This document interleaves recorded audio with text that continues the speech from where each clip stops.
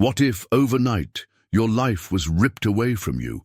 If, without warning, without concrete evidence, you were accused of a brutal crime? Now imagine that the real culprit was closer than you could ever imagine. This is not a fiction story. This really happened. A man unjustly condemned, betrayed by his own blood, while the truth remained hidden for years. How was this possible? How could such a grotesque miscarriage of justice destroy an entire life? Justice is supposed to protect the innocent, but in this case, it did exactly the opposite. Based on a weak accusation without concrete evidence, she simply decided, guilty.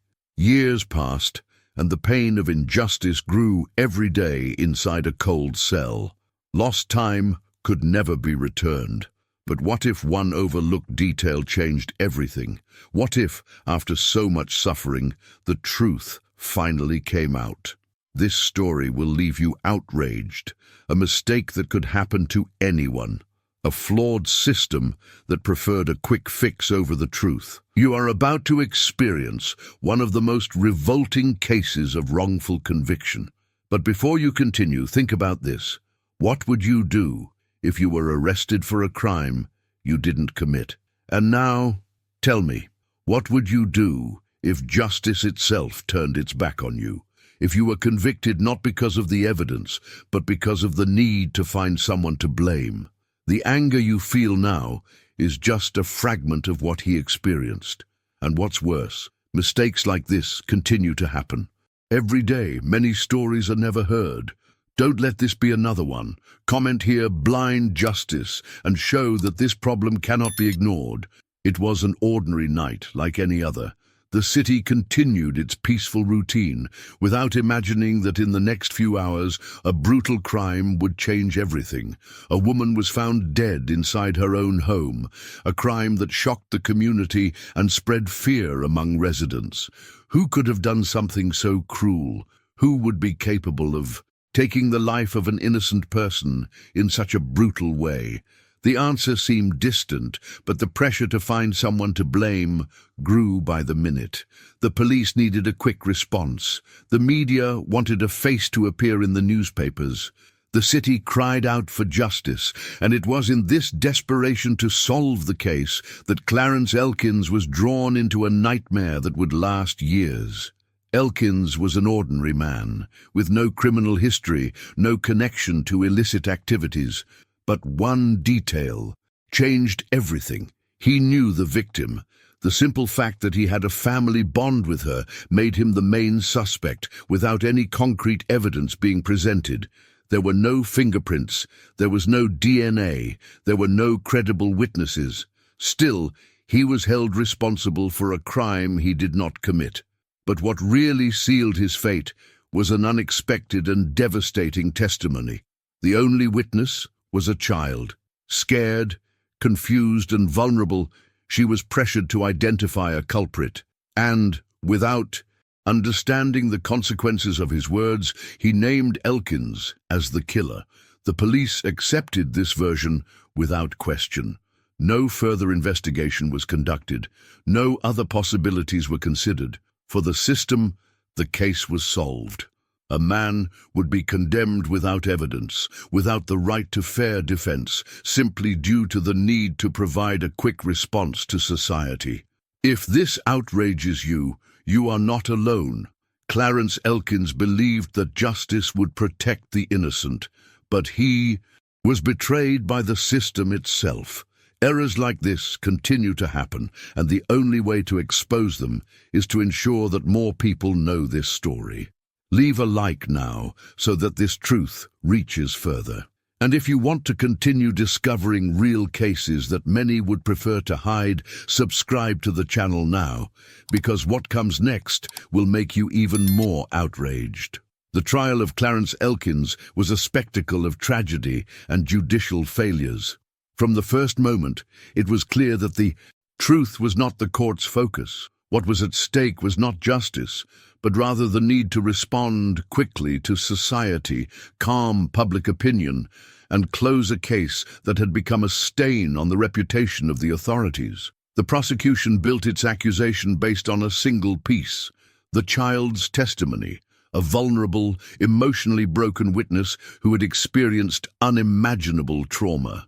But instead of protecting her and ensuring that her words were analyzed with due care, the authorities used her testimony as the centerpiece of the accusation, ignoring all the inconsistencies and contradictions that emerged throughout the process. Elkins' defense tried to argue that a child so young could easily be influenced, that his memory of what happened could be distorted by shock and fear. But these arguments were rejected. After all, the jury was already convinced of his guilt before the trial even began.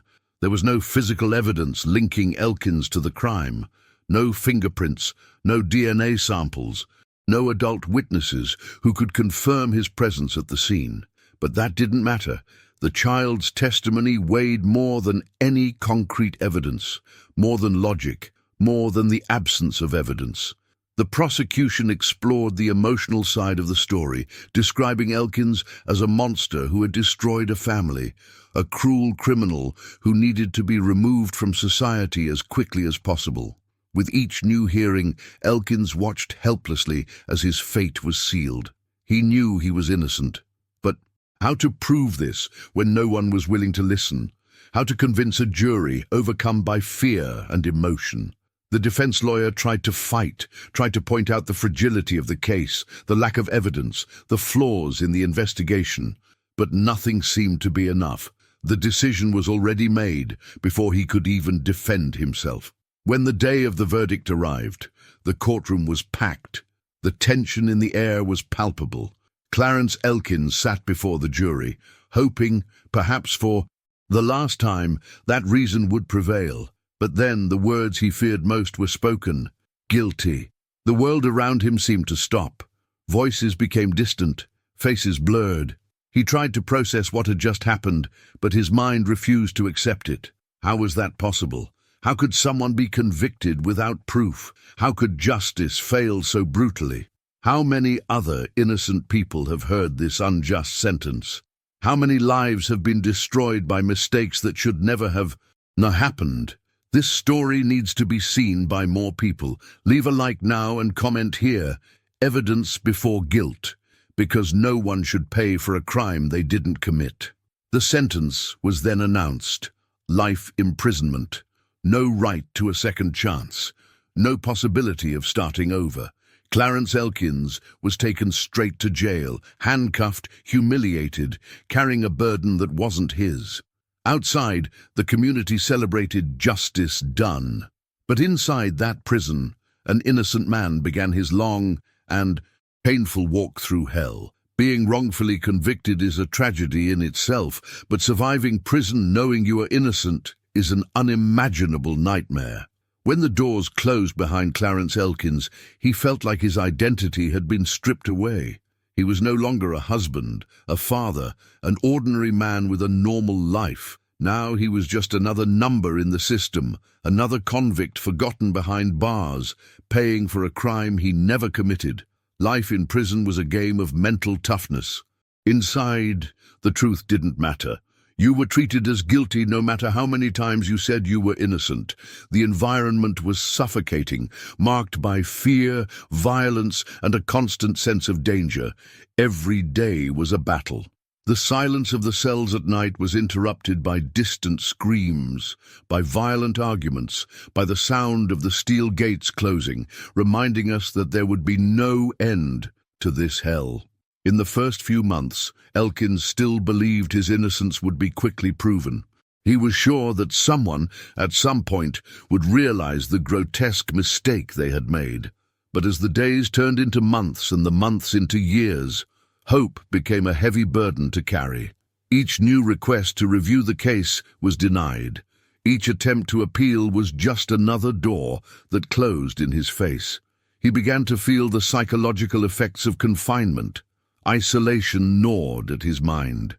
He saw other prisoners who had accepted their fate, who had resigned themselves to prison as the only reality they would have.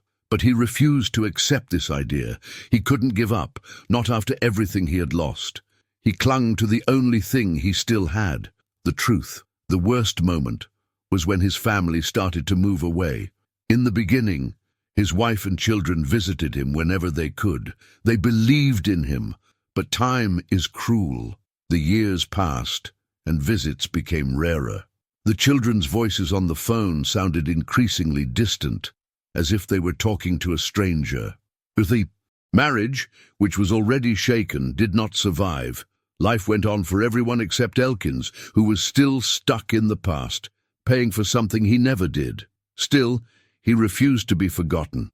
Inside prison, he studied his own case. He read about miscarriages of justice, about wrongful convictions, about other innocent people who had been freed after years of suffering. He wrote letters, made requests, looked for any loophole that could open the way to the truth. He knew his only chance was to keep fighting, even when everything seemed impossible. But how long can a man hold out before he completely loses hope? How long can someone hold on to their sanity while the world insists they are guilty? Clarence Elkins was about to discover how far the system can destroy a person before the truth finally comes out. The years passed slowly for Clarence Elkins. Each day in prison was a silent torture, a cruel reminder that he was paying for a crime he didn't commit. But no matter how unbearable the pain was, he never completely lost hope. He knew the truth was out there. He just needed one chance, one single opportunity to prove his innocence. And this chance came in the most unexpected way possible. The advancement of science has become a ray of hope. DNA testing technology was evolving rapidly, allowing old cases to be re-evaluated with precision never seen before. The problem was that the judiciary does not like to admit mistakes. Even with advances, many review requests were denied, ignored, or simply forgotten. But Elkins couldn't let that happen to him. It was then that his family, who had already suffered so much from injustice, decided to take action. His wife, who even after years of separation still believed in his innocence, began to seek help. She contacted lawyers, experts on wrongful convictions, and organizations fighting for the rights of innocent prisoners. That's when a name came up: the Innocence Project. The Innocence Project was known for using DNA testing to prove the innocence of wrongfully convicted people. But there was a big problem. For a DNA test to be carried out, there needed to be preserved biological evidence from the original case, and no one knew if it still existed. The struggle to find this evidence was intense. Old documents were searched, files that had been archived in dust for years were reopened, and then, finally, something happened. The evidence was there, samples collected at the crime scene, forgotten by time, but still preserved enough for new DNA testing. Elkins's heart sank when he received the news that the test would take place. He knew this was the moment he had waited for so many years. It was his only chance to prove that he should never have been put behind bars. But would the system allow the truth to come to light? When the test results were released, the impact was immediate. The DNA found at the crime scene did not belong to Clarence Elkins. The evidence that convicted him fell apart in an instant. But what came next was even more shocking. The DNA belonged to a man who was much closer than anyone could have imagined. The truth had been exposed, but now the hardest question of all remained. Would the system that destroyed his life be willing to right its wrong? The result of the DNA test left no doubt. Clarence Elkins was not to blame. But the truth that came to light was even more devastating than he could have imagined. The DNA found at the crime scene belonged to the real killer, and that killer was not a stranger. It wasn't just any criminal who had sneakily infiltrated the family's life. The real culprit was much closer. This was someone who should never have allowed Elkins to pay for a crime he didn't commit. The shock of this revelation pierced his soul like a sharp blade. Your own father. The man who should have protected him, who should have taught him values like justice and honor, was in fact responsible for all the pain, all the suffering, all the years wasted behind bars. He was the one who should have been arrested, but instead it was his own son who paid for his sins. The news spread quickly. Justice, which for so long had refused to listen to the truth, now had nowhere else to run. The system that destroyed Elkins' life was forced to admit its error, but was that enough? Could a simple acknowledgement that he was innocent erase the years of pain, the nights of anguish, the humiliation of being treated like a criminal when, in fact, he was a victim? The liberation process has begun. But unlike the conviction, which happened in the blink of an eye, the overturning of the sentence took time. The bureaucracy seemed to resist until the last moment, as if there was a desperate attempt to postpone the inevitable. But finally, the day arrived. After years of being treated like a number, like a prisoner with no identity, no voice, no dignity, Clarence Elkins saw the prison gates open. But did freedom really mean being free? Because, for him, it wasn't that simple. The first step out of prison was like stepping into a world that no longer seemed the same. The air felt heavier, the colors looked different. The feeling of freedom he had been waiting for was accompanied by an overwhelming emptiness. He looked around, saw his family waiting, but something inside him had changed forever. The years in prison didn't just take away his youth, they took away his identity, his dreams, his future. Each family hug was a reminder of moments that would never return, of missed birthdays, of tears shed in the silence of a cold cell. And the worst part, the world does not forget. Even though he was proven innocent, he still felt the judgmental looks. Some people still saw him as that man who was once condemned. Society does not offer an easy path for those the system has destroyed. The truth has been revealed, but what does justice really mean? How can someone rebuild their life after being betrayed by their own justice system, by their own family? And most importantly, would the real culprit pay for what he did? The case of Clarence Elkins is not just a story of miscarriage of justice, but a brutal reminder that anyone can be the victim of a wrongful conviction. He trusted in justice, believed that the truth would always prevail, but reality was relentless. The very system that was supposed to protect him destroyed him. His freedom was stripped away, his most precious years were wasted, and the most revolting thing, the real culprit has been free this entire time. If this happened to him, how many other innocent people are still behind bars, paying for crimes they didn't commit? How many lives have been destroyed by a flawed system, which prefers to condemn quickly rather than investigate properly? If one simple wrong word can send a man to prison for the rest of his life, what's stopping us from being next? Now I want to know your opinion. Should the justice system be stricter before convicting someone? Comment here and share this story. Because if no one talks about it, more innocent people will pay for crimes they never committed. And if you want to continue following real stories that many would prefer to hide, subscribe to the channel and turn on notifications. Here, we reveal the truths that the system tries to bury. And if you want to continue following real stories that many would prefer to hide, subscribe to the channel and turn on notifications, because in the next video you will discover a case so absurd that it will make you question everything you believe about justice.